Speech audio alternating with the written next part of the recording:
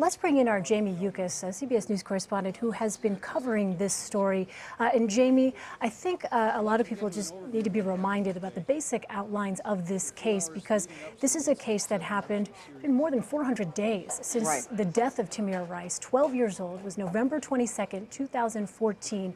When a call came in to 911 dispatchers about someone in the park with a gun. Remind us of what transpired. Well, and what's interesting about that, Elaine, is that is almost the first outline of human error in this case, because the 911 caller did say that he believed that the assailant, rather the suspect, Tamir Rice, was a juvenile. Also said that they believed that the gun could be fake, but they weren't sure. But that was never relayed to the officers in this case. So the officers came up into an area of West Cleveland, which is known to be a little bit rougher in some parts of that town, came up on the recreation center where Tamir Rice was. And as you can see in the surveillance video that's been widely circulated both on the internet and through news reports, you can see Tamir Rice at the recreation center, the police cruiser speed up. You then see that rookie officer, Mr. Lohman, get out of the vehicle and almost immediately shoot Tamir Rice. Now, I think this is really where the questions started being raised by both the family of Tamir Rice and the officers. The officers' point of view, as Mr. McGinty said in the press conference a few moments ago, is that the officers feared for their life. They believed that Tamir was going into his waistband and about to pull out what they believed was a real gun, turned out to be a replica.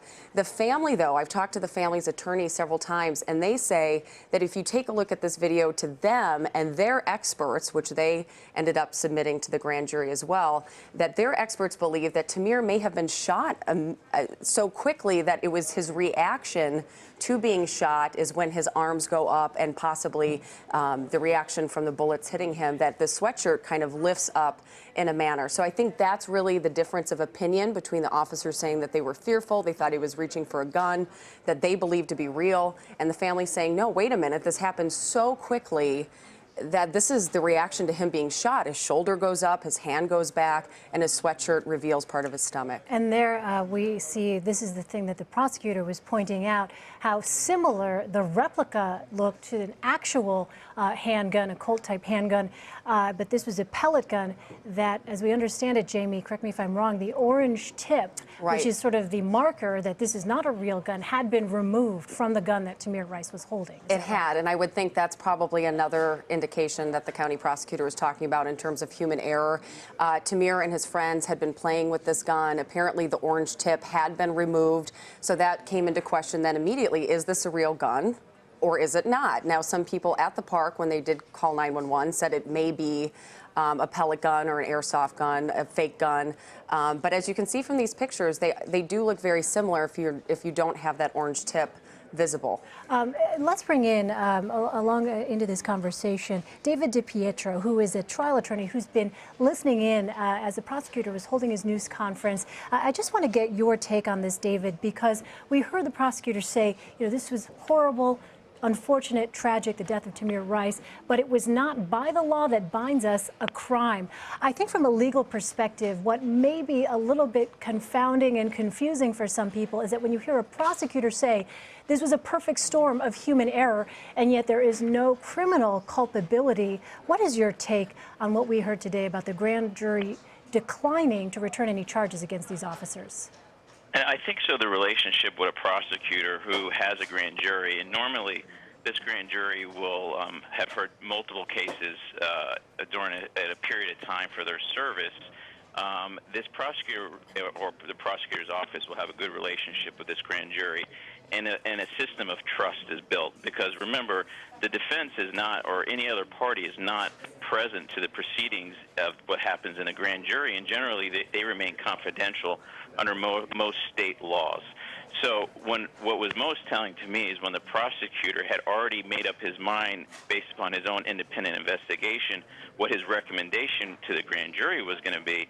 Really, it's no shock at all that that grand jury followed the prosecutor's direction.